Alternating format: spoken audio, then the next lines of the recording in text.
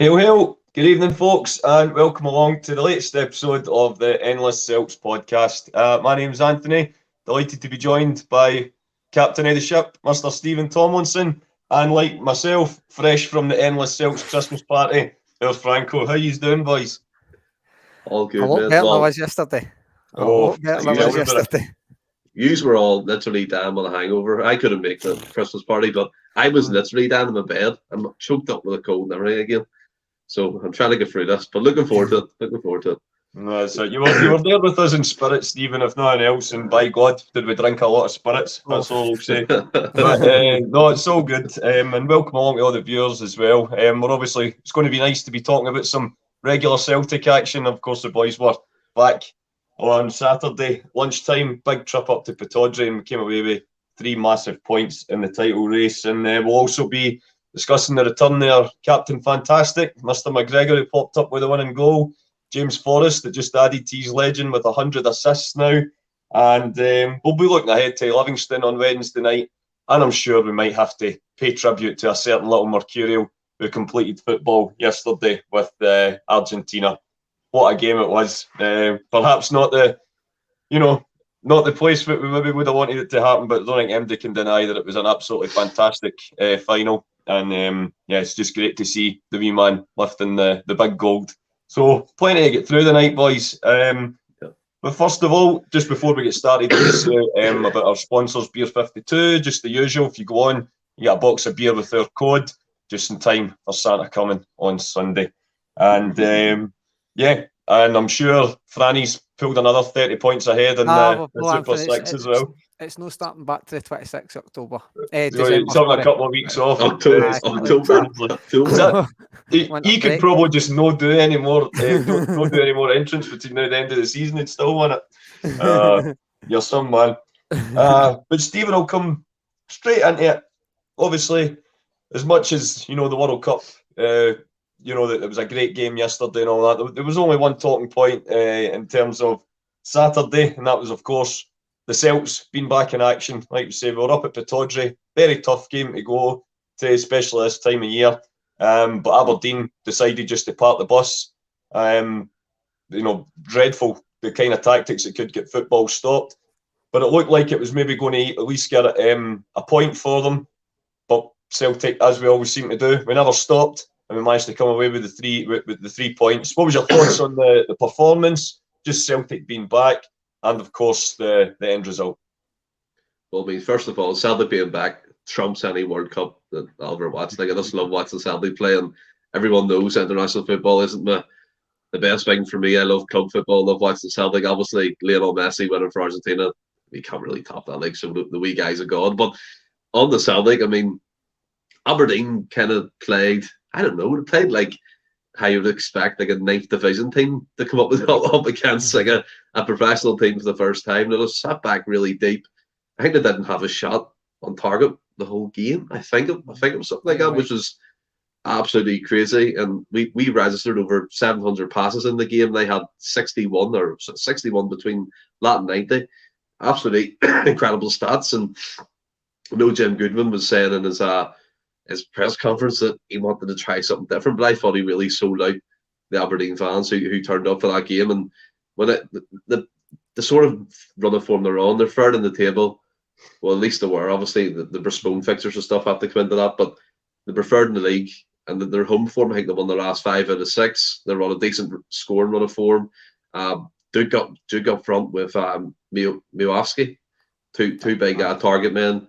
And he's quick on the ball as well. And I just thought, what are they trying to do? It was just anti-football at its finest, Anthony. I think he got 100% bang on.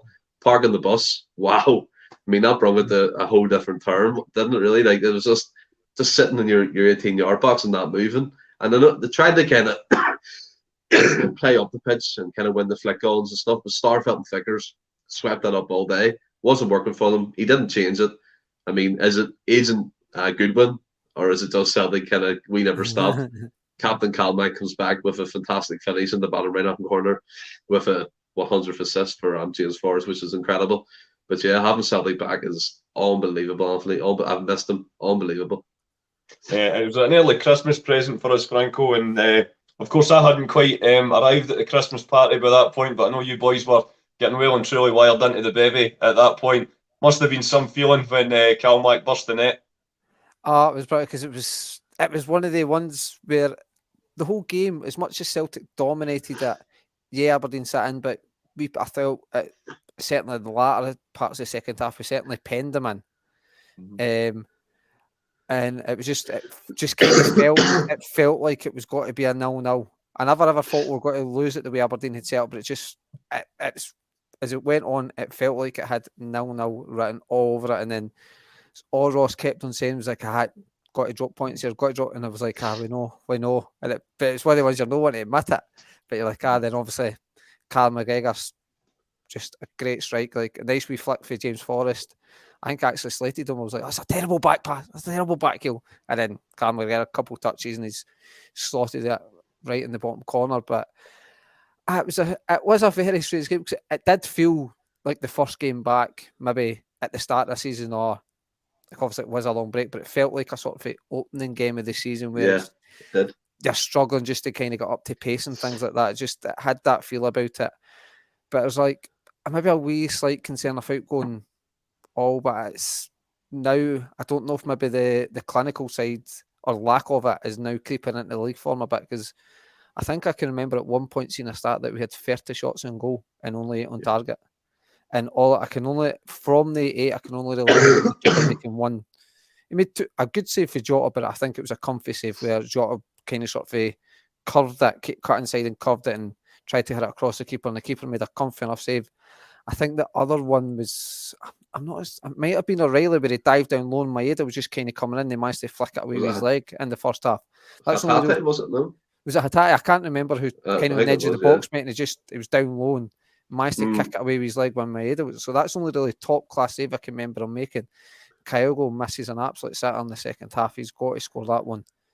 But like we said, it's what I like is we didn't seem to panic. It was as much as we were maybe just saying, get Giakoumakis on, lump it in the box and things like that, just play off maybe the second ball or he'll bully the centre halves.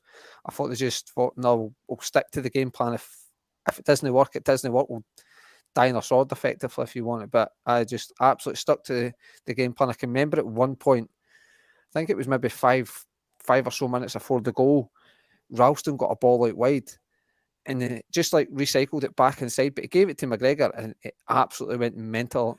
Like McGregor went mental because he didn't get the ball quick enough. I think Ralston taken 2 touches where it probably only needed 1, but he taken 2 touches and McGregor was like, no, faster. And I think that's kind of what it was. It was sideways passing, but it wasn't fast enough at times. And obviously James Forrest does that wee bit, cuts inside and then just a wee back heel. And it was a relief a bit, Anthony, because it was putting a wee bit of damper on what was turning out to be a good day. Yeah, absolutely. And there's fewer things that make a day even better than a late winner, especially away from home. Willie Stew. Willie Stew's up there, man. If anybody's, we can't wax lyrical about this enough. Because obviously he's renovated his garage, so we were all out there drinking and watching the football. But you know that way, when he had the heaters on, but it was, it's December. But my God, when he came out with that plate of stew, man, that was me. That set me up for the night. It was class. By the way, I'm glad he's not in this for the money of this podcasting game, because he could make a wee bit of money at the stew and things like that. No, absolutely. He's not just a great quiz master. He's a fantastic cook as well. Top chef. But no, I think you're bang on there, Franco, and a lot of the guys are saying that in the comments as well. That kind of start of season feel to it, Stephen. It had that kind of, lots of players rusty, not quite fully up to speed yet. By the same token, though, I think it is without sounding cliched, it is games like this that at the end of the season can be so important. Obviously with the Rangers winning on the Thursday night, it would just have been a daily record writer's wet dream if Celtic had dropped points at the first case of asking. But as we could see from some of the online screenshots and of course Hugh Keevans on Clyde 1, their tears were just absolutely delicious again. 100%. Just before we go on, saying I cover my mic, can you hear me cough? You can't hear, like when I cover my mic, you can't hear me cough. No, that's grand. So I don't want to keep doing it like a twat, but yeah. I think Monty comes in with a good I point totally hear here. you coughing. Do you think like you're totally Tax abilities was a big miss on Saturday. I thought, to be fair, I thought to be fair, he would have started ahead of Meta, who I don't think had a particularly good game. But in regards to that, the win, it saved us from a lot of not negative press, but a lot of spin by the major press people in terms of what that could mean, us dropping points, momentum going over to the other team, as a certain Ian Beale likes to phrase us as. And I know he got called it. Mike Beale. EastEnders, you know. Aye, but that's his brother. You know what I mean? Give me some credit there, Franny, will he? I get Phil Mitchell on me. But yeah, I mean, what I don't like is your man Beale's come into a lot of fanfare, right? And we all know, yeah, he's got credentials as a coach, right? But if he had went into this game and we drop points after him coming back from that kind of deficit against Hibs, winning 3-2, then already that media is going to start turning. The pressure's on Postecoglou. Celtic dropped 2 points or 3 points, whatever it may be. Rangers can cut the gap and all this pish. Do you know what I mean? But it comes back to the same thing. It's not over till the final whistle's been blown. So I mean, Callum McGregor, who was immense, by the way, for his first game back. I know he played in a wee bounce game against Rennes, but he was just immense, and he offers us so much, and it was great to see him get that goal and kind of bring us over the line and celebrate with the fans. And yeah, it's just it's the narrative, and it's like the Hugh Keevins thing was magic, wasn't it? Same with ran out of ideas. Time it's happened now in like relatively short space of time, man. Yeah, as Scott Duncan said on Clyde One, are you ever going to learn? You know, it's just but you know, it's incredible. He's not a man that gets embarrassed easily. It's incredible the amount of absolute shite you hear from these pundits, and then when you see the screenshots from certain elements of whatever their support website is, the forums they're on, saying that how can we stop them? How do we change our tactics? What team's going to help us out? It just paints to the fact that we're an absolute machine, and if we keep playing the way we are, then we're going to be hard to stop. Couldn't agree more. And Stephen, you obviously touched that was going to be my next point. That was a seamless transition there. Thanks for that wee open goal there. I'm obviously talking about the return, Franco, Callum McGregor, and of course the last few weeks leading up to the World Cup. Of course, he was out as well through injury and suspension, and you know, a lot of the guys, you know, stepped up to the plate. You know, you look at your, you know, Atatis, O'Reilly's, and Haksabanovic is great as well. And of course, Stephen's best pal, Aaron Moyes, had a great few games as well. But of course, there's nobody that can replace the captain fully. And it was just great to see him back and doing what he does best, running the show. By the way, that's true. No, it was good to see him back, and I think we all say that in a roundabout way. The injury could do him like a massive favour, just because I think McGregor's played 60 games averages a season for God knows how many seasons. So obviously we'd have had the break with the World Cup regardless. But I think, obviously, speaking of the benefit of hindsight, because obviously I don't think we dropped domestically. I don't think we dropped any points. I think we won every game that he never featured in. So obviously, kind of speaking with the benefit of hindsight, saying that layoff got to be really good for him, and the fact that he's got to be a wee bit fresher. It's just rest. As much as he's injured, he's got to be resting up. He's missed a few games in that sense. So I think the second part of the season could be massive for the fact that he's got to have a bit of energy. I feel like he's not going to be running on empty. Although, like we say, he plays 60 games a season, doesn't seem to matter him. But I thought he put in a real captain's performance. It was just seemed to be involved in absolutely everything in the middle of the park and dictating everything. They didn't even wear the Brimbrogs the other night. That must have been the problem. We're fucked when they put them on. They turned up in they went in their tracksuits, didn't they? You know? I know. First home game and they went with tracksuits. Tradition. It's tradition. Traditional traditions. That's what they always call it, isn't it? Absolutely fantastic to see the captain back then. Even it was just kind of fitting that he was a difference on the day.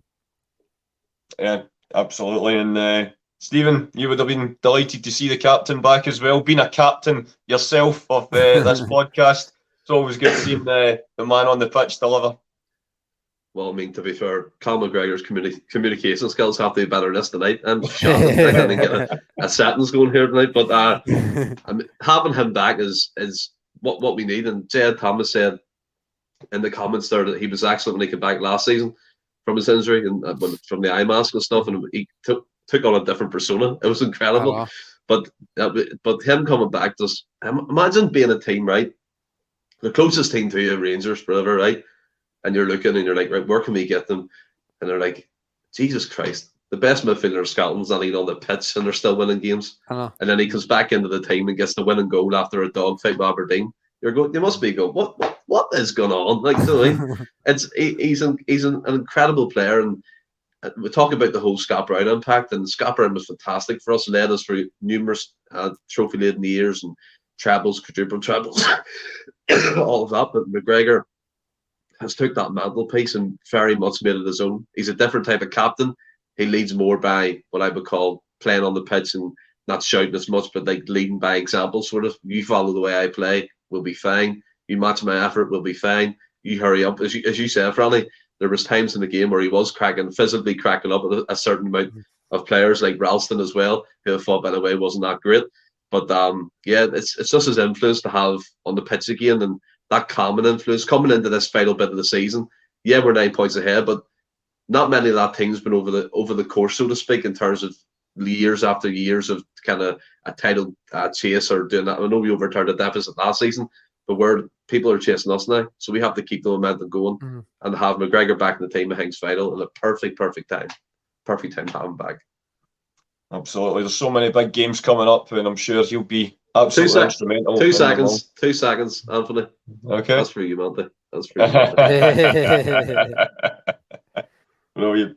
But, you know, Franco, going from one, you know, standard setter in Callum McGregor to another, and it's another one of our homegrown heroes, one of the most decorated players in our history.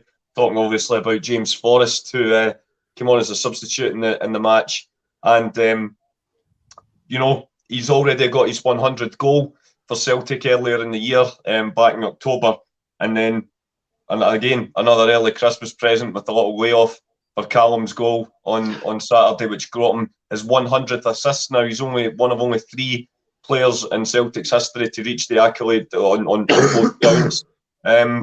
He just seems to be evergreen. He's just never seems to drop his standards, and he gets his rewards. Is that like folk did like the length of his contract was questioned and things like that when he got it at the end of, I think it was the end of the season when he signed an extra 3 years or something. But it's fun moments like that, because I wouldn't say when he came on he was outstanding, but he was always wanting the ball. He was always trying something. If it wasn't coming off, he wasn't hiding. He was getting the ball again and trying again. He was running it, boys. So things like that can make things happen. It can open up spaces. Guys, if Forrest is willing, because he was having a couple of shots outside the box and things like that as well. So then teams have got to maybe, like Aberdeen, like we said, we're sitting in, they've got to then go, well, one of these shots could end up going in the top corner or that. So we maybe need to go and then attack the ball, creates that space. But I thought he was really, really good, and it's absolute madness that you think that this guy's actually got 100 goals and 100 assists in midfield. It's absolutely amazing. It was, like I say, I thought, without being brilliant, I thought he made a lot of things. Sounds like the biggest contradiction ever, but without being brilliant, I thought he made a lot of things happen on Saturday, just with the fact that he always seemed to body the ball, and he just kept on running at Aberdeen, or he would just shift inside and take a wee shot and things like that. So I think he created a lot of space without looking amazing, if that makes sense.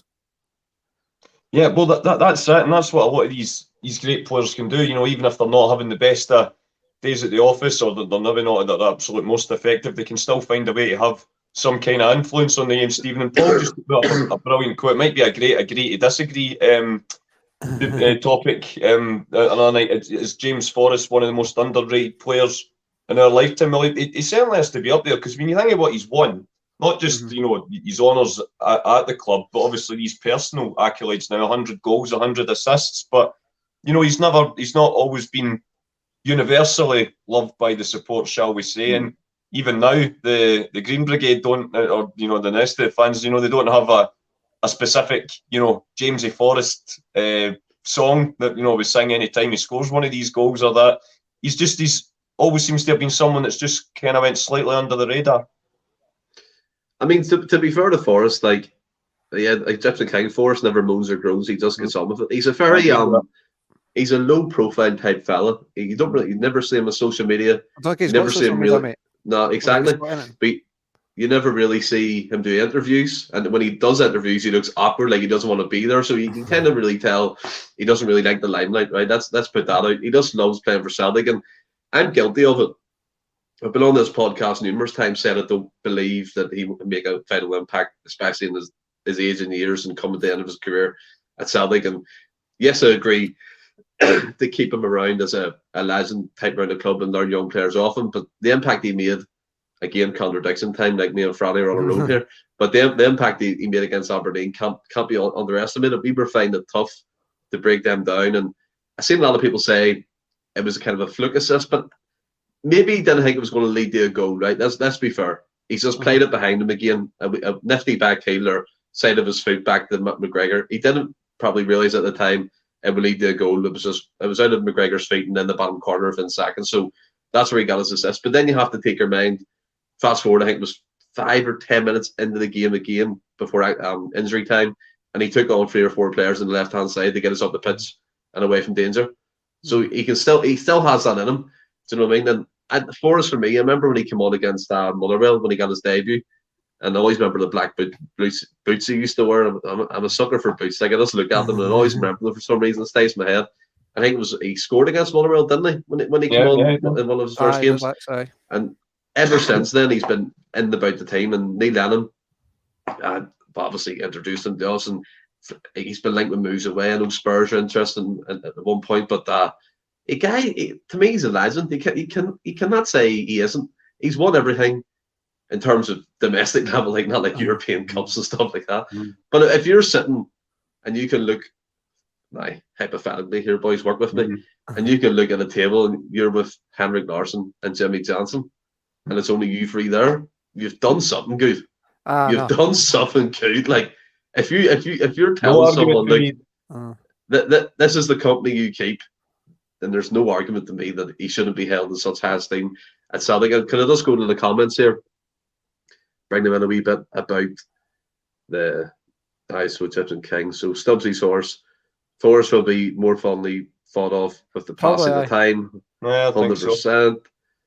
Jed Thomas, Peter Grant got a lot of stick back when he played for us. There's always the Scally's guys who get us from the fans. Yep. Egyptian King, Forrest definitely deserves a testimonial match. Yep. Alistair Jack has concern for myself. Thank you, Alistair. But yeah, a lot of people then 100% against Shakhtar Karagandhi. Remember that night when he scored? That was incredible. But yeah, he's a cracking player, and again, he's changed with his age because he's picked up injuries. He's picked up all these high performance injuries from his speed. He doesn't have the burst. Like over relentless amount of yards. He has it over a short period of time now. But when he first came onto the scene, he was tracking back, he was going forward, he was taking players on for fun. That's maybe slipped away now and then from him, but again, you cannot underestimate what he's done for us. Nalzer Jack, just to sum this up, he was a free agent until Rodgers came in. Yeah, I think that's one of the things you always got to give. Brendan Rodgers took his game, and you could argue probably Scott Brown in that category as well. He just took these guys' games to the next level, made them, they were always winners anyway. Of course, they'd won honours at Celtic, but he turned them into the serial winners. That it gave them that ruthless streak, I think. And of course, what do you think about this? Yeah, I always find it interesting. Gary Melrose, Forrest can't jump, can't tackle, isn't great at beating a player 1-on-1, and only has one hamstring, but just keeps scoring and assisting. I mean, fair enough, but it's a weird description. I agree that maybe now he's no great at beating a man 1-to-1, but 2-3 years ago he would runs quite a few boys easy. Yeah, 100%. Yeah, I think that's fair. And just to kind of round off with the chat about Saturday, guys, I think didn't realise at the time it's just something that came up on my newsfeed earlier today, and I thought I'd shoehorn it in. Callum McGregor's goal on Saturday was Celtic's 200th competitive goal under Ange, which it's came around just a little under 18 months, which is a pretty incredible stat. And it's also the 1 year anniversary of when Ange won his first silverware at Celtic. It was a year ago today that we won the League Cup against Hibs at Hampden when Kyogo scored the 2 magnificent goals to get us our first silverware under Ange. I just think so far he's just been an absolute breath of fresh air. He certainly didn't arrive with any of the fanfare that a certain Mr. Beale has been given in the last couple of weeks. But I think he's just done what he always did, just got on with it. Never gets too high when we win, never too low when we lose, which is a pretty rare event anyway. And these little milestones and these anniversaries just show in such a short space of time, Stephen, what an impact he's had at Celtic. I mean, again, an absolute incredible character to have at our club in terms of management. Like, 200 goals, 100 at home, 100 away, isn't it? So it's an even spread. And that is madness. That is absolute madness to have that perfect kind of equal type stance there, both home and away. And I mean, you couldn't even plan that if you tried. That's total pat luck that's happened. But again, like, when maybe that's why we've been missing a lot of chances recently. We wanted to get it perfect on each side. Miss it, boys. We're getting there. No, but I think you have to look at it from when he came in from the outset. As you said, Anthony, and I'm never going to tire of doing it. The difference in media reaction in terms of Postecoglou and Beale is incredible. The biasm, the way they report it, the way they put it in the papers, even on the TV stations, it's mad. They think Michael Beale's like Pep Guardiola or Mick Beale, whatever fuck he's called. And then Postecoglou, they basically asked him, do you know who Hearts is? Like, what the fuck? It's like, give the guy a break. And a year and a half or whatever it may be now, 200 domestic goal at Celtic. Madness. Ripping teams apart. And I know in recent times we've been the odd goal here and there, but it will come again. It'll click again. Mm-hmm. Once the boys are back up to speed after this break, I think we're going to be, again, a machine. We'll get goals everywhere. And the new signings, Alistair Johnson and Yuki Kobayashi, kind of fitting into the team as well, getting chances will be good to see. And I know we're hopefully going after another attacker, because it's quite interesting to me that Kyogo, and I love Kyogo, but he misses a lot of chances. He should have had 2 against Aberdeen, and I really don't know how he's missed them. Giakoumakis, to me, just looks pissed off, and I don't blame him. And I really do believe the rumours that he wants away. Maybe in terms of like a different, better club or a bigger club, that's not going to happen, but maybe more money. Do you know what I mean? He's come 28, 29. He wants to be the top striker of the club. I don't know what it is. He's not getting enough game time or enough chances to Celtic, which is really frustrating. But will Postecoglou have another attacker in mind? That's one thing that I'm kind of holding up there, because I do believe we need another one. Like, but yeah, Postecoglou in that time, 200 goals, incredible. Yeah. And then I suppose it's a pretty, it's a bit of a strange one, Franco, because obviously we're saying it's 200 goals in the 18 months he's been there, and we're talking about it being the first anniversary of us winning our first silverware under Ange. But if there's one person that never ever looks back, it's Ange Postecoglou. He's always somebody that's looking forward and looking for the next thing. And of course, as Stephen says, we've got some new arrivals already in the building, ready to start work in January. Maybe more to come in the January window as well. And he's already announced that there's already plans in place for the summer and beyond. He just seems to be somebody that lives up to the mantra of his slogan, never stops. I think that when that stat came up, I think John had mentioned it at the time, but it must have seen something as well. It was like a 200th goal and 100 home and away and things like that. It's just been thinking of doing that in 18 months. Absolutely mad. Just to score 200 goals. Obviously, like Stephen said, it's pure fluke that it's split right down the middle. That's just luck, but it's mad, because you would expect more home goals. But with that, I think we said quite a few times after the League Cup game last season as well, like there was a lot of similarities with Wim Janssen's season to Postecoglou's season. It's just the League Cup might not be the most popular cup to win, but you start winning silverware early in the season, it instills that belief in the players going, look, now you've got silverware, it proves I'm right. At Postecoglou being big headed, it's like, look, I've told you this works, and now you've got silverware to prove for it. So I find it like, obviously we were still winning games at that time, but then when you can actually put silverware on, it's like going, well, look, as I say, we're winning things. We've got silverware.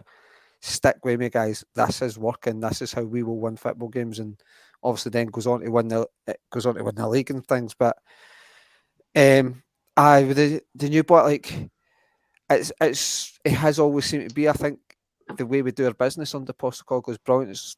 We never really hear mad rumours. We never seem to be chasing somebody for weeks and weeks and weeks. What was that one, Stephen?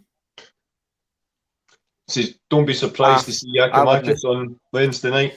I find it weird with Kyle because last season he seemed a lot more clinical, and this season he did. So, like, you look at the League Cup goals, that is ridiculous. 2 League Cup goals, and then he misses a tap in. And so I appreciate everybody can miss tap ins, but last season it didn't feel like Kyle was missing the tap ins. They were going, like, I can remember one at Aberdeen, he actually scored off his chest at the back post. Like, it just seemed to go. I'm not saying this is comparable, right? But this reminds me. Do you remember when?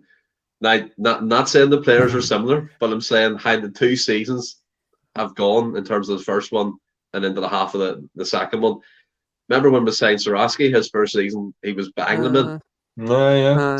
Second season, he was kind of stop and start. Man, there's no way I'm saying Saraski and Kyogo are the same caliber player. I believe Kyogo's a far, far more superior player. But what I'm saying is it a confidence issue because of the Champions League? Think it might. He got a lot of stick. I think it might be a confidence thing because you see that. I think it's maybe a culture thing. The way that where they're from it is they seem a very friendly type of people and things like that. So I think when things aren't going to be not used to getting stick and things like that, it's maybe if he was having poor form back over in Japan, it's maybe reported differently and things like that. But personally, I think Giakoumakis deserves to be playing more often and getting more chances. It's one of the ones. It's like they're Alston and Juranovic. You can have your preference if it called another one's right. It's not that the other ones you just prefer the other. And I think that now with me, I prefer Giakoumakis. I just like that it seems an absolute. It's a unit, but it just seems an absolute billow in the park. He'll leave? I don't know, but it seemed like he'll not shut down as well and as quick as Kyogo, but. He still does it. He still puts in the graft. He will still work up there. And I think when teams try and kick us off the park a wee bit, I think he's like a big brother. He's just like, nah, I'll show you. Let's pick on somebody your own size. I'm up for a bit of this. And I think to touch on your question there, Stephen, with the leave, I would agree that there's a lot of these Celtic players they'll potentially go and make more money. But your Kyogos, Maedas, Giakoumakis and things like that, I don't think they'll go to a bigger club. No. Maybe go to somewhere they'll make more money. I'm not going to doubt that. But I mean, if the rumours are true that he's changed agent, it's one of the ones. He's not maybe starting as much as you would expect. The new agent is at the media as things just happening. What I would say, looking at Giakoumakis, I don't think he looks. I wouldn't want my striker to be on the bench all buzzing, smiling if he's not getting a chance. Somebody like Giakoumakis, who was effectively for the league's top goal scorer last season, I would want him to look a wee bit annoyed. I don't think he looks like a bad egg where he's trying to engineer a move away. Maybe his agent's feeding things to the media and things like that. But if I was his agent, I would be being careful not to have a go at Giakoumakis. If you look at Giakoumakis' career, he's had 2 good seasons. One was at Celtic and one was not. I don't think Giakoumakis scored. The Giakoumakis is 27-28. I don't think he's got 100 career goals yet. There's 27-28 for we're talking about James Forrest as a midfielder. Appreciate he's 31. But Forrest has got 100 goals for midfield. Giakoumakis is a striker and hasn't got 100 career goals yet. If I'm Giakoumakis' agent, I would be like be careful what you're doing here. But at the same, to totally flip it, it could be going, well, look, you've only had 2 good seasons. You maybe only had a couple of good seasons in you. This could be your only chance to get that big move, contract. So I can understand it for both parents, but maybe his agent is feeding some stuff to media, but certainly for the outside looking at Giakoumakis doesn't look like he's trying to upset the dressing room. I'm maybe a bit annoyed, and I can accept that. I want that for my striker, but I'm not concerned that he's got to leave. I seen that I seen that the only kind of traction that a club's interested in Giakoumakis is one from Saudi Arabia, so that really tells the story for me.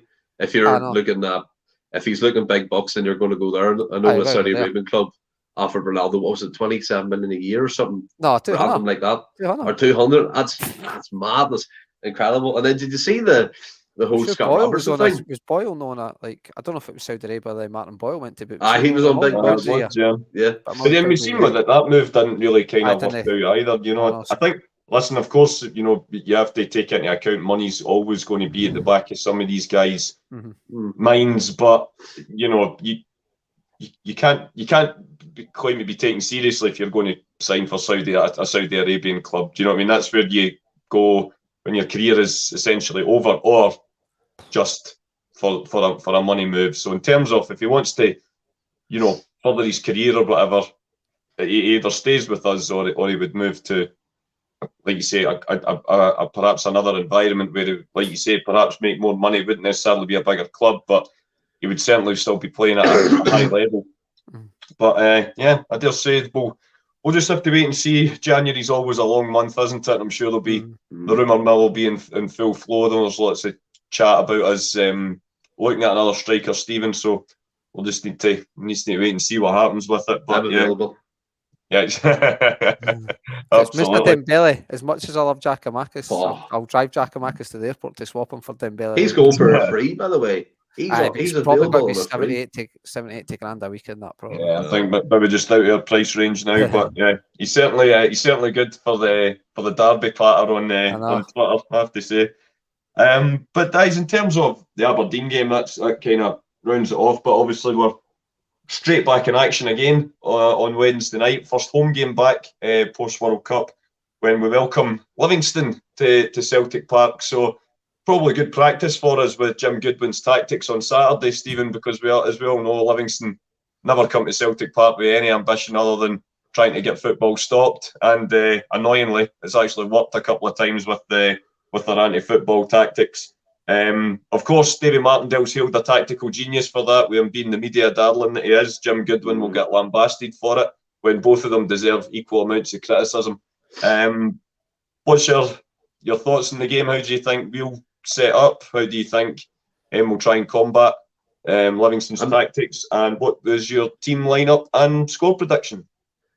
To be fair, like, Martindale has a weird love in Postecoglou. Every time I've heard him speak about him, he's really given praise and spoke about how much he loves his work and what he's done with Celtic. Obviously, that's more tongue-in-cheek than anything, because we all know what side of the fence he really falls on. But yeah, Livingston, like Aberdeen, like Jim Goodwin go up to Tony Macaroni Stadium and follow their tactics for a week just to see how to set up against us. Like, it's incredible. The professional team goes to a park or a stadium to play like that. It's mental. Like, 10 men behind the ball. Sorry, 10 men behind the ball. Hello, Franny. Don't be laughing at me here. And like, their only hope is knocking along to your man Nubile, who's actually quite good, to be fair. Let's be honest. He holds it up well. He's been a bit of a nuisance, but I would expect us to maybe make a few changes. I was Abada to come in, I'd say, or Haksabanovic if he's available to replace Maeda. I still think Kyogo's going to be up top. So my lineup would be Joe Hart, Ralston, Vickers, Starfelt, Burnaby, Cal McGregor, Hatate, O'Reilly, Abada, Kyogo, and Jada. And my score prediction will be 3-1 to Celtic. 3-1. I'll take that all day long. And what about yourself, Franco? What's your thoughts on Wednesday night's match? I don't want to jinx it, but I think it'll be fairly comfortable. Just simply being at Parkhead, we seem to have sort of kicked that hoodoo, I feel like, at Livingston. To kind of touch the David Martin, I think you're bang on. This sense Anthony is kind of lauded for that, just sitting in tactic and hoofball, if you like. And I know what you're saying, Stephen, about how he seems to have a wee love in with Postecoglou. It does it with Rangers. But if it really got into Martindale's past, I think that's quite intelligent for him. He's no one stuff dug up. He starts calling it. He starts calling it some things for the old firm. Oh, sorry, the two Glasgow teams, should I say? Mm-hmm. And I think that's it. You're off the pod. some sections of the media might start digging up some naughty stuff about him that really needs to just be left where it is. The guy's done his served his time at the end of the day. So I think for David Martindale's sake, I think he needs to choose his words wisely and things like that in interviews. But I think it'll be a fairly comfortable evening, just simply being at Parkhead. Hopefully, a few more goals. But just I just didn't fancy Livy against us at Parkhead, and just in the bigger picture, I think it's obviously harder for them to close it in, and there should be more space. And I agree with Steve. I think we'll play guys like Abada. I know Maeda obviously played, but I think like guys like Maiden, Abada that'll be a little bit pace and try and get proper wingers in and things like that. But for my team, I've Hart and goals. Ralston obviously has got to play. I don't think Juranovic will be back by then. Starfelt and Carter Vickers, I think they need to play every game up until the Rangers game, because I think right now that's our best back centre half pairing. So you've got to just get them back in. I thought Starfelt was actually brilliant at the weekend. I agree. I'm putting Taylor at left back because Bernabei was out last night. I don't know if he had his car keys on him, but let's hope he didn't. I can't see him being back in the house by this time yet to come Wednesday. So I think Taylor will be in. Midfield three, I think will just stay the same. I think it'll be McGregor, Hatate, O'Reilly, and I'm leaving Haksabanovic out because I'm assuming he's no fit. I don't know if he's fit or not. But I put a bad in. I put Jota left, and I'm going to go with Gigi up front. There you go. I also did the same. Franco, I went for Joe Hart in goal, Ralston, Carter Vickers, Starfelt for the reasons you outlined, Greg Taylor as well. I went for the same midfield three, Hatate, McGregor and O'Reilly. And I had Jota on the left, James Forrest on the right. I thought this might be a game for Jamesy. Okay. And I went with Yakimakis up front as well, because I think Kyogo will be back in for the St Johnstone game. Yeah, very, very fair point, Paul. That's take it with a punch of salt. Can't really argue with that. And I think I'll go for three as well. I think Celtic will be pretty comfortable on the night. So fingers crossed for a good result, and just keep this winning machine running on Wednesday night.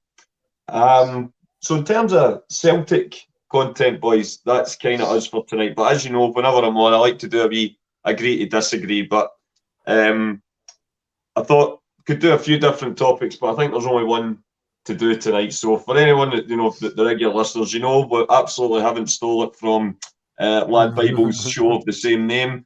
I'll just say a statement. It's not necessarily my own opinion, but it's just a statement. And the boys have got four options to choose from. You either strongly agree, or just agree, or disagree, or strongly disagree. You can't have any sitting on the fence nonsense on the agree to disagree round. So there's just one debate, just one topic tonight, guys. And Stephen, I'm going to come to you first because I know you've been itching to talk about him all night.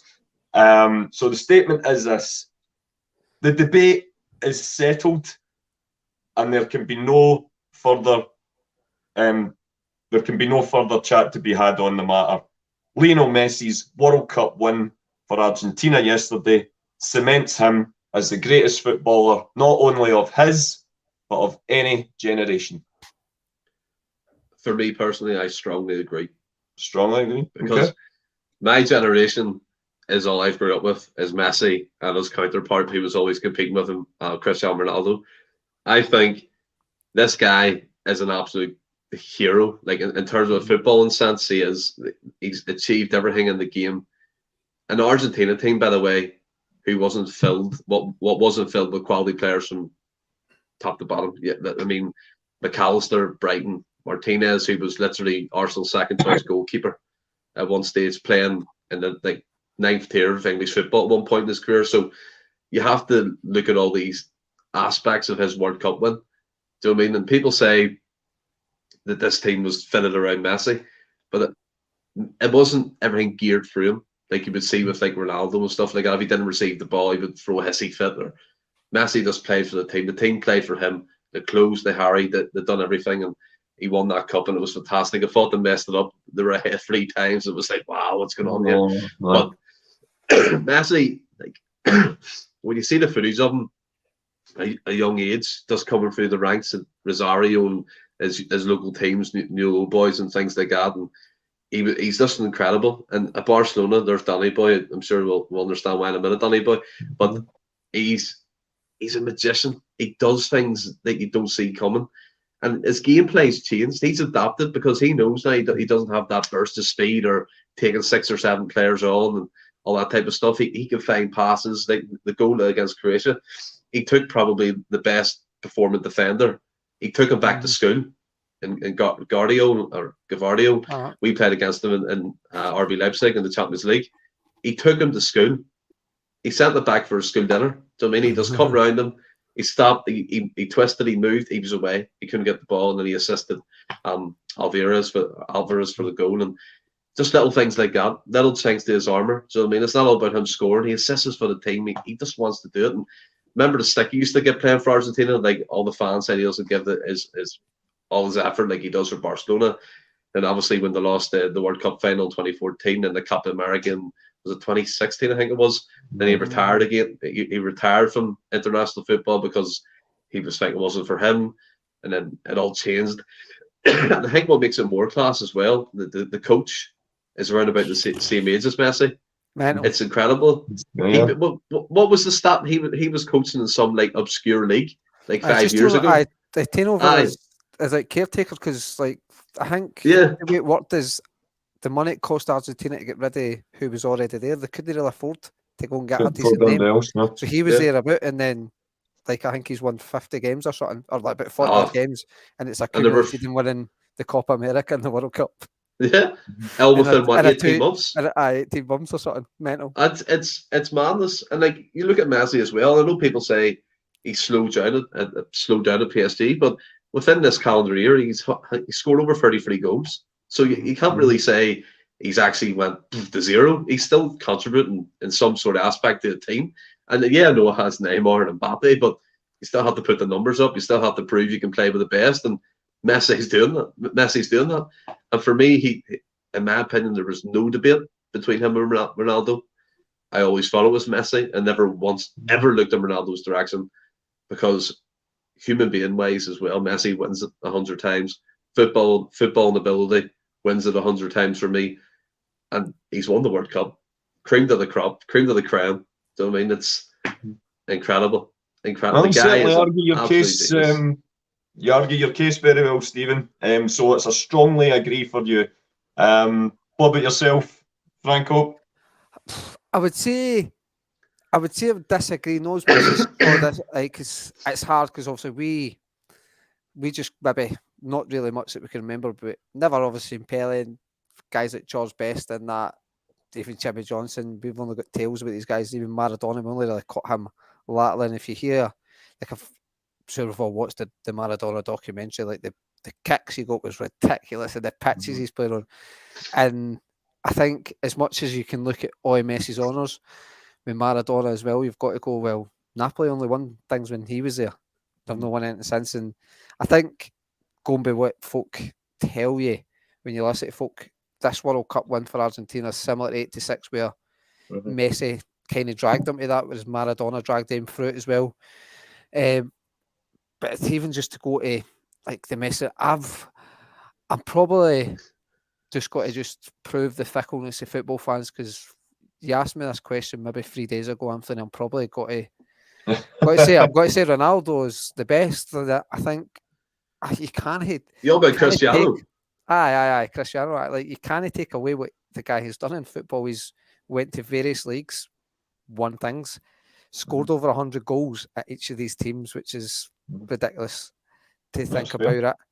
And it is one of the ones where you can like one if it called the other one, but I don't think there's any right or wrong answer with the whole Messi Ronaldo thing. But you know me naturally with my team, Franco, my English team, I love them both, always have. But sorry, I'll let you finish your point. So, and I think Ronaldo suffers a bit for the media where there's a narrative drive against that Ronaldo. It's all about me. I mean, there maybe is a bit of arrogance in it, but the guy backs everything up. The guy's like arguably easily the best goal scorer of our lifetime. So all the arrogance because Messi scored more than him. Aye, but shut up, Stephen. That just fucked my point up, didn't it? But if you're gonna make that point, and Messi has scored more goals than Ronaldo. Like, but Ronaldo's still ridiculously good.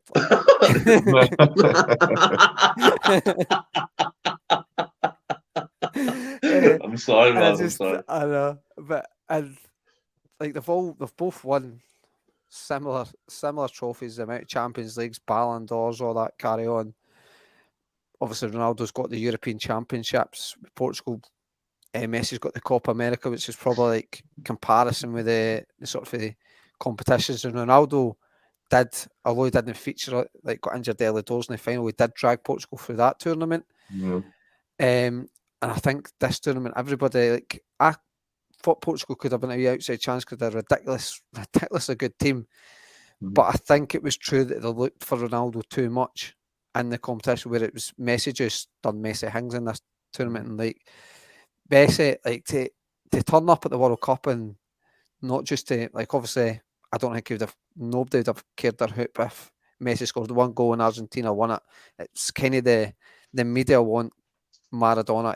He wanted Messi to win a World Cup before he retired, and I think that also goes back to the way the media treat him and Ronaldo. The media weren't interested. I think a lot of media would have hated Ronaldo to win the World Cup. Absolutely hated. I mean, you look at the game where the boy, I can't remember the boy's name, but I can't remember if his name was Ramos, or the boy that scored the hat-trick that day where Ronaldo got dropped in the first game he got dropped. I didn't agree with that either, because that's coming down to the APL judges players and that. You're only judged if you play in the APL. I don't think leagues really matter to that extent. Well, you did say Ronaldo played in various different leagues, so I know, that's what I mean. He played in various different leagues, but that was your basis of saying they were going to say Ronaldo. But this is, I mean, Monty's kind of saying that as well. You have to play in different leagues. I don't think you have to. Like, you can't be. I mean, not that same Pele playing, but you can't be telling me Pele's rubbish just because he played in Brazil. I'm not having that for a chance. No, Pele. Obviously, he's a master. Like, he's phenomenal. But like that boy, like the Portuguese boy that scored the first goal, then suddenly there's a picture of Ronaldo sitting facing the bench. It's like, look at Ronaldo, he's raging. It's like, but then they choose to ignore the fact where he celebrated with the team and all that. And you're like, so I think there is a media side of wanting, they like to drag maybe Ronaldo down a wee bit, but so the kind of a long-winded way, I'm probably erring the side of Messi. I think it's a lot. It's based on yesterday, and twice I was a couple of minutes away from winning £130 because I had a bet on Messi being top goal scorer in Argentina to win it. So with about 5 minutes to go, I'm sitting with £130, and then 3 minutes to go at the end, I'm at extra time. I'm sitting with, but I'm probably got to, like, I think I would disagree with your statement saying that is he the greatest of all time, because it's hard to compete. Is he the greatest in my generation? I would say in my generation, it probably is, and a lot of that's based on yesterday.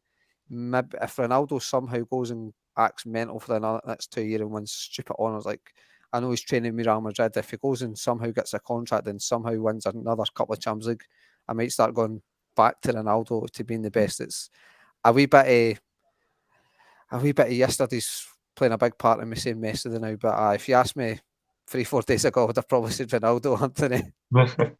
Like you say, Anthony, what would you say? Yeah, so I have to say, in terms of the statement, and it's actually for the same reason that Franco outlined, I'm going to disagree, and it's purely, and it's not. I mean, my missus was saying she'd never seen me even animated like that yesterday. Sometimes even watching a derby, I was so eager for him to win it, because I think he does deserve it. I think he's a mercurial talent. I think he's and he's incredible to watch. I think, like you say, as a human being, he seems to be a really good guy as well, Stephen. But just his talent on the pitch, I think it's slightly the World Cup, and this is where I agree with you, Franco, as well, in terms of the difference between the two. I don't ever think there was, and it's probably even just with the nationality of them. Ronaldo absolutely would have been driven to win a World Cup for Portugal. He's a proud Portuguese man, of course he is. But I think Ronaldo is not compared to Eusebio in the same way that Messi has had this pressure of being the heir to Diego's throne all his life, and it's for a long time it looked like that he was never going to step out the shadow. And of course, Diego Maradona was almost like a freedom fighter in an Argentinian top. You know, he was that kind of he was a flawed genius, but because he wore his heart on his sleeve, the Argentinians just adore him. He's like a god to them now. And I think having to live with that kind of pressure must be very, very difficult. And I think that's why I was desperate, and a lot of other people were desperate for Messi to win it yesterday.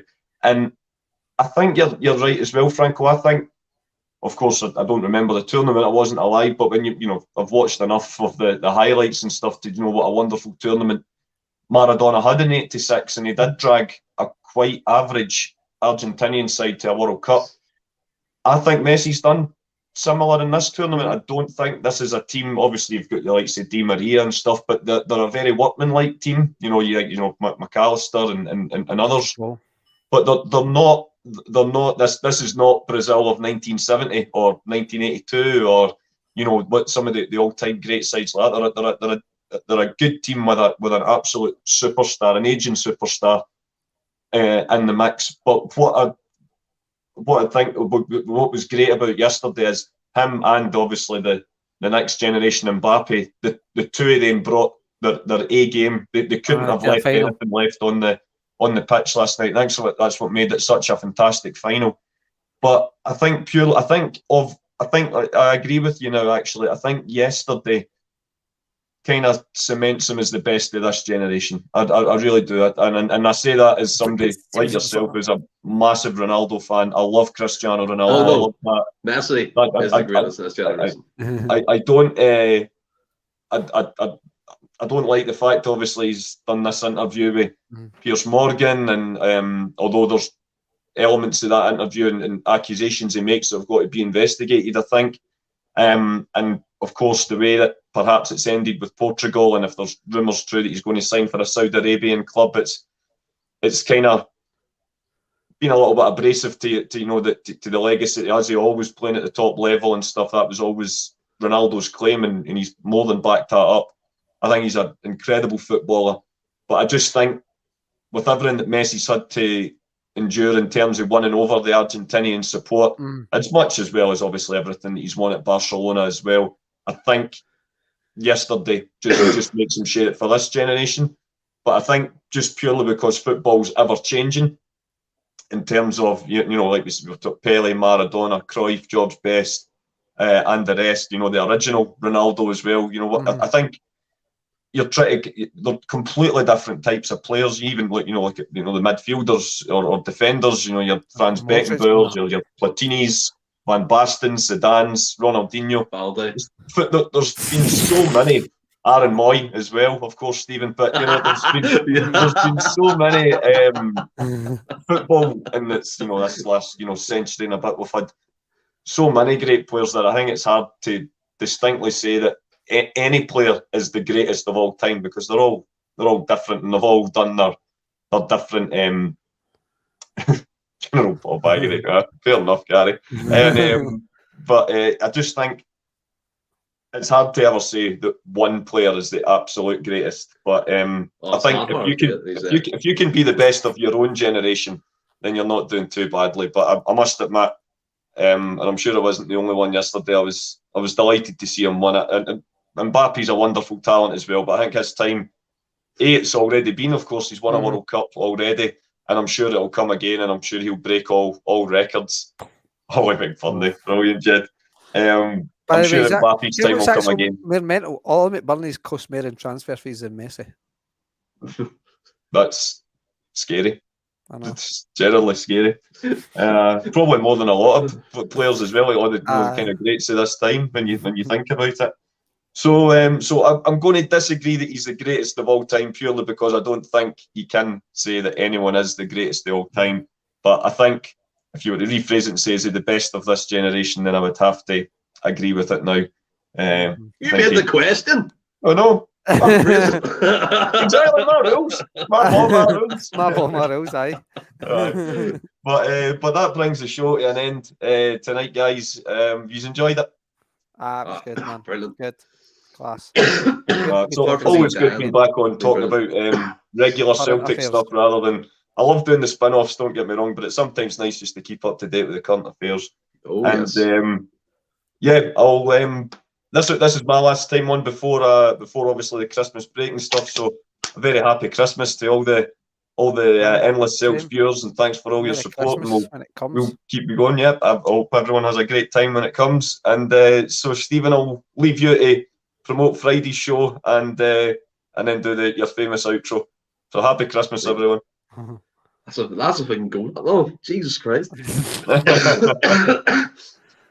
But yeah, like Anthony said, fuck me. We'll be back again Friday with our usual podcast, looking back at the limits of the game and then looking forward. And as you said there, Anthony, the break's coming up, but we're going to be doing our Who Wants to Be a Millionaire quiz. John is coming back for that.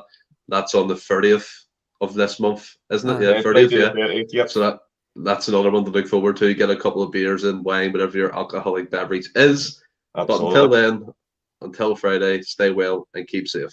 Hail, hail.